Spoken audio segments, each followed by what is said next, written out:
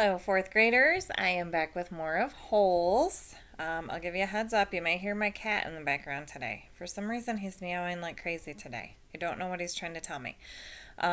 So when we left off, we were starting to put some of those puzzle pieces together. So the onions and the Mary Lou boat and how that story is coming in with our story. So remember that Stanley and Zero are up on God's thumb. They've been eating those onions. Chapter 41. Zero's condition continued to improve. Stanley slowly peeled an onion. He liked eating them one layer at a time. The water hole was now almost as large as the holes he had dug back at Camp Green Lake. Contained almost 2 feet of murky water. Stanley had dug it all himself. Zero had offered to help, but Stanley thought it better for Zero to save his strength. It was a lot harder to dig in water than it was in a dry lake. Stanley was surprised that he himself hadn't gotten sick, either from the sploosh, the dirty water, or from living on onions. He used to get sick quite a lot back at home. Both boys were barefoot. They had washed their socks. All their clothes were very dirty, but their socks were definitely the worst. They didn't dip their socks into the hole, afraid to contaminate the water. Instead, they filled the jars and poured the water over their dirty socks. "I didn't go to the homeless shelter very often," Zero said, "just if the weather was really bad. I'd have to find someone to pretend to be my mom. If I'd just gone by myself, they would have asked me a bunch of questions. If they'd found out I didn't have a mom, they would have made me a ward of the state." "What's a ward of the state?" Zero smiled. "I don't know, but I didn't like the sound of it." Stanley remembered Mr. Pendanski telling the warden that Zero was a ward of the state. He wondered if Zero knew he'd become one. "I like sleeping outside," said Zero. "I used to pretend I was a Cub Scout. I always wanted to be a Cub Scout. I'd see them at the park in their blue uniforms." "I was never a Cub Scout," said Stanley. "I wasn't good at social stuff like that. Kids made fun of me because I was fat." "I like the blue uniforms," said Zero. "Maybe I wouldn't have liked being a Cub Scout." Stanley shrugged one shoulder. "My mother was once a Girl Scout," said Zero. "I thought you said you didn't have a mother." "Everybody has to have a mother." "Well, yeah, I know that." "She said she once won a prize for selling the most Girl Scout cookies," said Zero. "She was real proud of that." Stanley peeled off another layer of his onion. We always took what we needed," Zero said. "When I was little, I didn't even know it was stealing. I don't remember when I found out, but we just took what we needed, never more. So when I saw the shoes on display in the shelter, I just reached in the glass case and took them."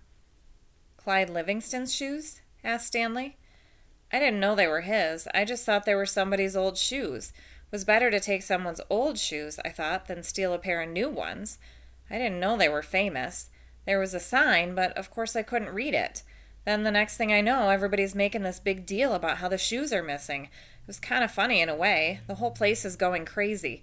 There I was, wearing the shoes, and everyone's running around saying, 'What happened to the shoes? The shoes are gone.' I just walked out the door. No one noticed me. When I got outside, I ran around the corner and immediately took off the shoes. I put them on top of a parked car. I remember they smelled really bad." "Yeah, those were them," said Stanley. "Did they fit you?" "Pretty much." Stanley remembered being surprised at Clyde Livingston's small shoe size. Stanley's shoes were bigger. Clyde Livingston had small, quick feet. Stanley's feet were big and slow. "I should have just kept them," said Zero. "I'd already made it out of the shelter and everything. I ended up getting arrested the next day when I tried to walk out of a shoe store with a new pair of sneakers. If I had just kept those old smelly sneakers, then neither of us would be here right now." See, I got somebody in the background. Chapter 42. Zero became strong enough to help dig the hole. When he finished, it was over 6 feet deep. He filled the bottom with rocks to help separate the water from the dirt. He was still the best hole digger around. "That's the last hole I will ever dig," he declared, throwing down the shovel. Stanley smiled. He wished it were true, but he knew they had no choice but to eventually return to Camp Green Lake. They couldn't live on onions forever. They had been completely around Big Thumb. It was like a giant sundial. They followed the shade. They were able to see out in all directions. There was no place to go. The mountain was surrounded by desert. Zero stared at Big Thumb. "It must have a hole in it," he said, "filled with water." "You think?" "Where else could the water be coming from?" Zero asked. "Water doesn't run uphill." Stanley bit into an onion. It didn't burn his eyes or nose, and in fact he no longer noticed a particularly strong taste. He remembered when he had first carried Zero up the hill, how the air had smelled bitter. was the smell of thousands of onions growing and rotting and sprouting. Now we didn't smell a thing. How many onions do you think we've eaten? He asked. Zero shrugged. I don't even know how long we've been here. I'd say about a week, said Stanley, and we probably each eat about 20 onions a day, so that's 280 onions, said Zero. Stanley smiled. I bet we really stink. Onions are known to be stinky. So, now we're finding out, man, Zero and Stanley, they seem so connected, don't they? How they ended up at Camp Green Lake, they're connected. So, I cannot wait to see how it's all going to come together. So, hope you had a good day today, and I will be back with another chapter tomorrow on video for you.